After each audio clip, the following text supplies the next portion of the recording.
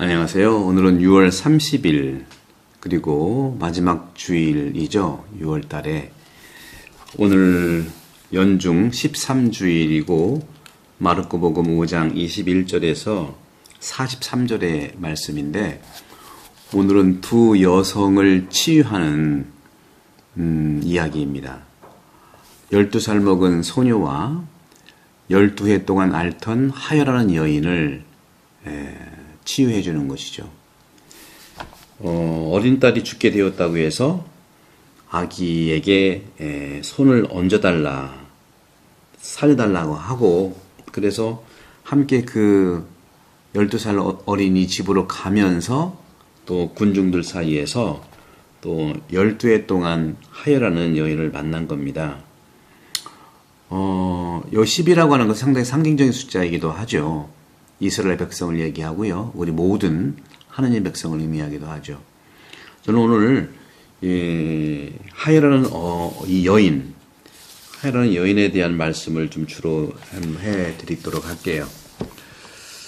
성베드로 대성당의 주요 제단 오른쪽에 보면 인간 크기의 사도 동상이 높이 솟아오른 그 베드로 성인이죠. 그 발에 많은 사람들은요, 입을 맞출 수 없을 만큼 높지 않지만 손으로 많이 대고, 그래서 저도 이제 거기 있을 때 성당 수없이 갔죠. 학교가 바로 옆에니까. 그 베드로 성인의 이 발에 많은 사람들이 손을 대고 입을 맞추기도 하고, 독실한 순례자들은 항상 발의 아래쪽 부분을 금속 복제품으로 교체할 정도로 열정적으로 그렇게 발을 만지고 또 키스해왔죠. 다른 순례지에서도요, 사람들은 신성한 형상과 그 조각상에 입을 맞추곤 합니다. 그리고 만지죠. 어떤 종교의 종파 추종자들은 이것이 미신이다 하고 말을 합니다. 이런 미신이 가톨릭 신자들 사이에 여전히 존재한다는 것을 보여주기 위해서 촬영도 하는 모습을 볼 수 있었어요. 참 아이러니죠. 예수님이 그런 모습으로 사람을 받아준 건데 마음을 봐야지 그걸로 그렇게 오해하면 되겠나 하는 생각도 해봅니다. 이러한 주장에 기쁜 인상을 받은 사람들에게 여러분들은 무엇이라고 대답을 해드리겠습니까? 미신행위다. 그 많은 분들이 저도 미사 후에 안수해달라는 부분도 있어요. 아프다, 또 내일 수술한다. 축복입니다. 축복. 기복이 아니죠. 축복입니다. 그런 점에서 우선 미신이 무엇인지를, 어떤 뜻인지 명확해야 하지 않겠습니까? 검은 고양이가 왼쪽에서 오른쪽으로 우리의 길을 가르고 있다 하면은 불행이 올 것이라는 그런 이야기들이 있어요. 신중한 사람이라면 그런 믿음은 미신이라고 말할 거예요. 하지만 농부가 일요일에 그의 밭에 축복받은 나뭇가지를 놓으면 하느님에게 미래 성장을, 미래 성숙을 보호해달라는 기도할 것인데 그것이 미십니까? 누군가는 예라고 말할 준비가 되어 있고 누군가는 아니오라고도 할 수 있겠죠. 문제의 핵심을 보는데 도움이 되는 것은 바로 이러한 불확실성이라는 말씀을 드리고 싶은 거예요. 모든 종교에 공통적으로 나타나는 현상이 바로 기도인데요. 이 기도가 원시 마술에서 발전했다고 말합니다. 처음에는 그것이 존재한다는 증거가 있다고 그들은 말을 하고 있어요. 오직 마법의 공식만이 헛된 것이었고 가장 자유로운 기도도 나중에 나타났다는 것이죠. 고대 독일 문학에 보존되어 있는 것 중에 하나가 바로 말 연좌 치료제로 사용했다는 거예요.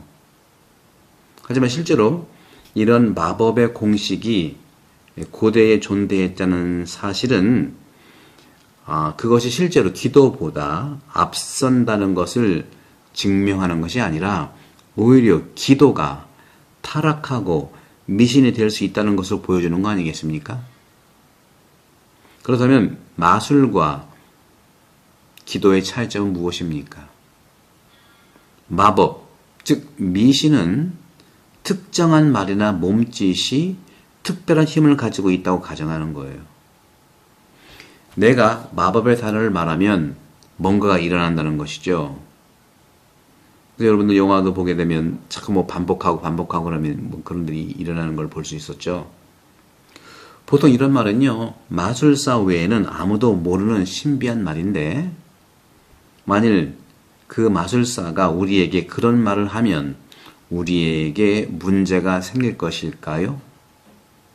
일반적으로 미신적인 것은 소위 원형문자 또는 최인이라고 그래요. 최인. 예를 들어서 알려지지 않은 어떤 성자에게 기도하는 내용이 담긴 편지와 그 안에 다음과 같은 메모가 있는 편지를 한번 받았다고 봅시다. 거기는 어떻게 써있냐면 이 편지를 여러분들은 받은 적이 있을 거예요. 이 편지를 받은 사람은 5번 복사해서 5명의 친구에 보내십시오. 저는 한 번도 해본 적이 없어요. 착한 사람들은 겁을 먹고 편지를 버릴 용기가 없어요. 그것은 마법의 힘으로 간주되기 때문이죠. 이제 스스로에게 물어봅시다. 제가 만약 영광성 기도를 3번 하고 현실이 변할 것을 기대하는 것도 마찬가지 아닐까요? 이 말을 통해서 변화를 기대한다는 것은 미신일 것입니다. 아무리 경건한 말을 하더라도 단독으로 받아들이면 아무 의미가 없는 거예요. 하지만 다시 그들은 신이나 또는 어떤 동정녀에게로 향한다는 것이죠. 우리는 그 사람들이 우리에 대한 사랑으로 우리의 기도를 듣고 우리의 요청에 응답한다고 믿는 것입니다. 좀 더 쉽게 설명하기 위해서 예를 들어 보겠습니다. 직원은 하루를 쉬고 싶어 하지만 사무실 관리자는 바로 아주 딱딱하고 엄격한 사람이 힘든 사람이라고 친다면 직원은 한숨을 쉬면서 동료에게 이렇게 말할 거예요. 우리 직장을 바꾸는 마법의 단어를 아십니까? 그때 동료는 대답하겠죠. 보스는 관리자죠. 어떤 마법에도 면역력이 있습니다. 보십시오. 나는 그 사람을 당신보다 더 개인적으로 잘 압니다만 내가 그 사람에게 가서 당신에게 휴가를 달라고 설득하겠습니다. 그렇게 말한 거예요. 굉장히 합리주의자 같죠? 그가 어떤 말을 사용하든 상관없이요.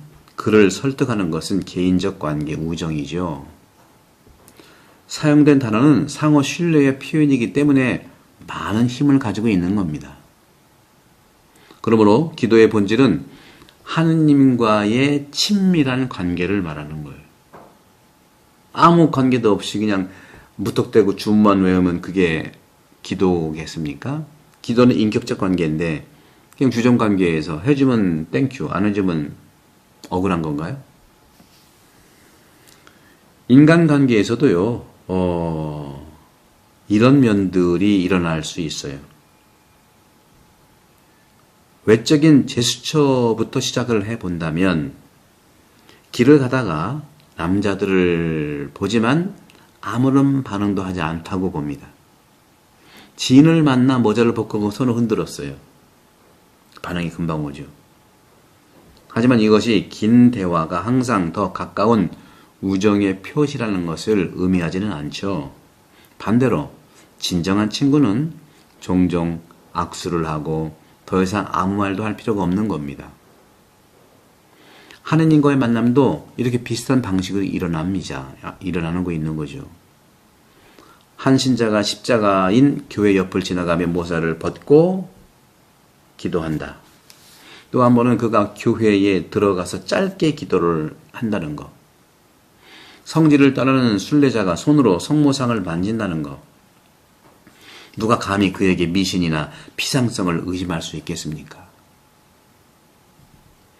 그의 작은 행동은 개인적인 큰 신뢰의 표현일 수 있고 그래서 바로 믿음이라는 것이죠. 미신은 믿음이 아니라 요행이에요. 그런 점에서 기도는요, 우리가 오늘 복음에서 읽은 하혈병, 옛날엔 혈우증이라고 그랬죠. 하혈하는 이 여인, 혈우증 여인의 기도였던 것이죠. 그 하혈하는 12년 동안이나 부인과 병을 앓고 있는 이 여인, 그는 예수님의 옷만으로도 좀 살아날 수 있지 않겠는가 하는 신뢰와 믿음, 예수님의 옷에만 손을 댄 거예요. 하지만 그는 그 작은 몸짓에 얼마나 많은 믿음과 신뢰가 놓여 있는지 보여주며 감사한 것이죠. 예수께서는 즉시 대답하시고 병든 여자를 고쳐주십니다. 오리게네스는요, 이렇게 표현하고 있어요. 이 3세기의 대단한 교부죠. 오리게네스는 그 몸짓의 해석을 형상 숭배가 아니라 성경 본문을 읽으면서 적용해 보는 것이 중요하다고 말을 하는 거예요. 여기에서도 우리 믿는 이들, 신자는요, 그리스도를 만나고 점차적으로 그렇게 하고 있는 거예요. 많은 신자들이 이 성경을 직접 들고 읽기 시작하면 처음에는 이해하지 못합니다. 합리주의자는 이렇게 말할 거예요. 잊어버리세요. 당신이 이해하지 못하는 텍스트를 다루는 것은 의미가 없습니다. 그렇게 말할 거예요. 아니에요. 마리아를 보십시오. 천사의 잉태 고지의 인사, 은총에 가득하신 마리아님 기뻐하셔서 주님께서 함께 계시니, 도대체 이 인사말이 무슨 뜻일까? 곰곰이 생각했다잖아요. 그 의미가 어떤 것일까? 또 아들 예수와 함께 예루살렘 축제에 갔다가 돌아오는 길 잃어버렸죠. 3일 밤낮 찾아가지고 갔더니 성전에서 학자들하고 대화했어요. 얘야, 나한테 아버지한테 왜 이렇게 했느냐 했더니, 내가 아버지 집에 있을 줄 몰랐습니까? 그때도 마음속에 모든 것을 깊이 간직했다고 했어요. 오리게네스는 이처럼 생각이 달라요. 합리주의자는 이해 못하는 거 아무 의미 없다.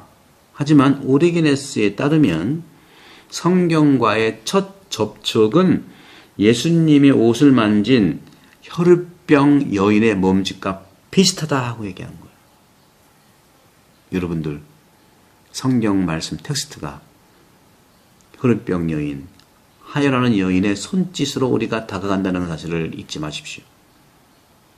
우리가 확신을 가지고 하느님 말씀을 읽는다면 그 말씀은 우리에게 능력을 행사하게 된다는 뜻이죠. 거의 일화적인 방식으로 이것은 러시아 순례자의 이야기에서도 설명되고 있어요. 순례자는요, 시베리아에서 불행한 육군 대장을 만나죠. 그는 봉사를 잘했고 그의 상사들은 그를 높이 평가했어요. 문제는 그가 가끔씩 술에 취해 있다는 것이죠. 멈추지 않으면 강제로 군대를 떠나게 될 것이라고 협박을 했어요. 무엇을 해야 할까요? 자신을 구하는 방법은 무엇이겠습니까? 그는 순례자에게 자신의 절박한 상황에 대해서 불평을 합니다.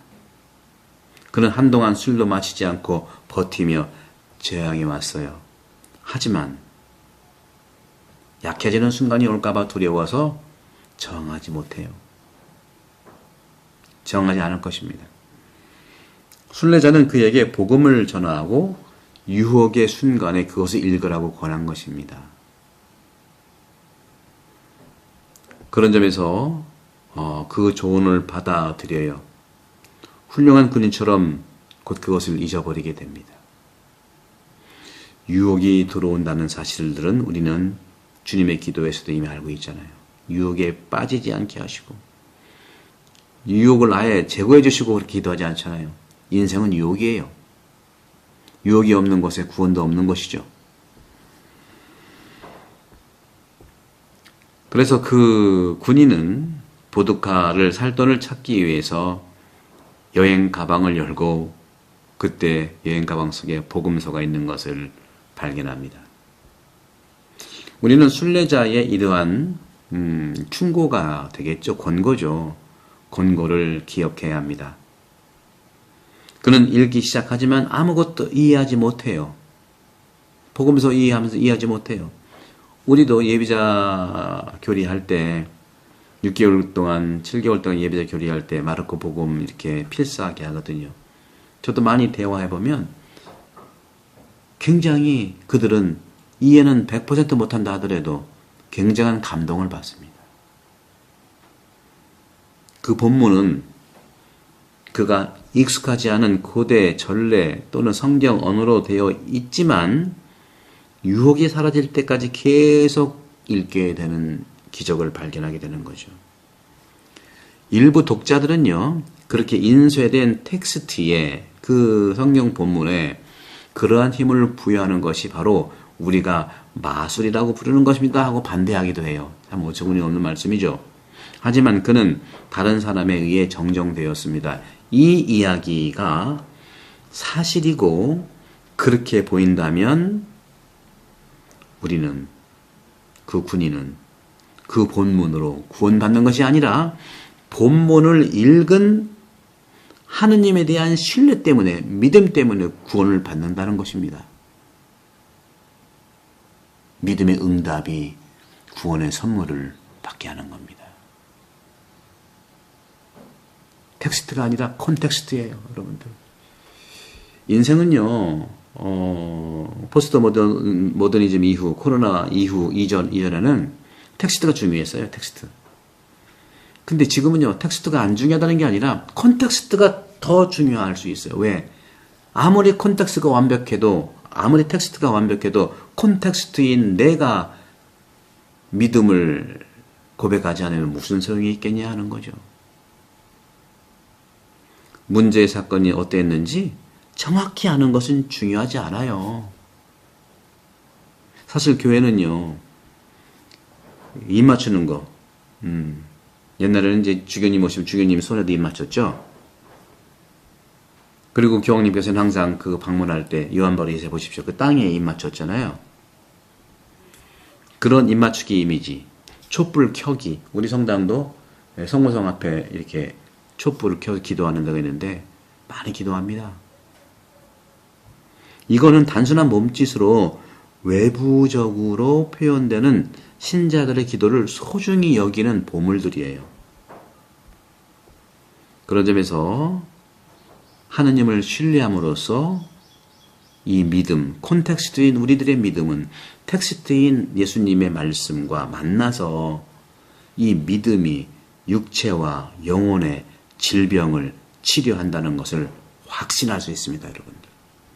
오늘 이 하열병에 걸린 여인의 정말 숱한 고생을 했습니다마는 내가 저분의 옷에 손을 대게만 하여도 구원받겠지. 이것이 오늘 핵심 콘텍스트의 마르코 복음이 말하는 축복입니다. 구독 성경 부탁드리고 오늘 복음도 많이 우리 교우들에게 나눠주시기 바랍니다. 성부와 성자와 성령의 이름으로 여러분 모두를 강복합니다. 감사합니다.